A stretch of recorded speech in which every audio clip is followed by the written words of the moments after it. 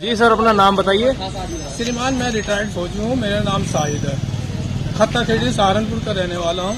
श्रीमान, रिटायरमेंट के बाद जो फंड मुझको मिला था, मैंने उससे एक प्लाट खरीदा जिस पर नगर निगम ने उस पर जबरन नाले का निर्माण करा दिया। नाले के निर्माण में मेरी 8 लाख की जगह चली गई। नगर आयुक्त के आदेश के मुताबिक वहाँ पर पैमाइश करानी थी, लेकिन पैमाइश नहीं कराई गई। पैमाइश 13 महीने बाद तहसील से कराई गई, जो अब तक 10 बार पैमाइश हो चुकी है। लेकिन पैमाइश करने के बाद भी तहसीलदार ये नहीं लिख पाते हैं कि मेरी जमीन कितनी चली गई है, कितनी कम है। जो वे दर्शाते हैं बार बार कि हमने राजस्व की जगह पर सरकारी कुल पर नाले का निर्माण किया है, तो वहाँ पर खतौनी के मुताबिक राजस्व की जगह भी नहीं है। खतौनी मेरे पास है।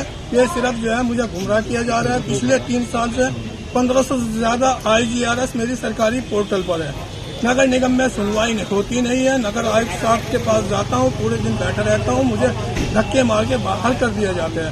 वहाँ शाहिद जी, क्या आपने DM साहब को या SSP साहब को इस बात से अवगत कराया? श्रीमान, मैंने कमिश्नर साहब को भी अवगत कराया है, DM साहब को भी, पिछले जो DM साहब थे उससे पिछले थे, सबको अवगत कराया है। मैं 10 से 12 बार पिछले दोनों DM साहब से मिला हूँ। नए DM साहब आए हैं, इनको भी अवगत कराया है। तो क्या मामला है फौजी साहब की अब तक जो आपकी सुनवाई नहीं हो रही है, और अगर नहीं होती तो आगे क्या करेंगे आप?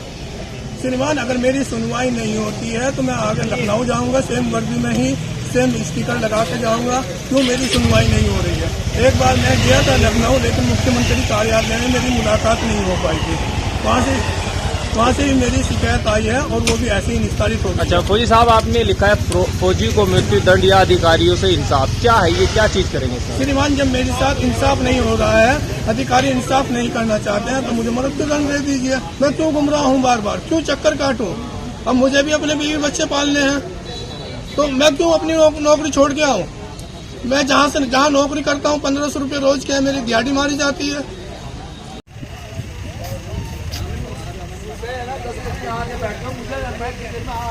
मुझे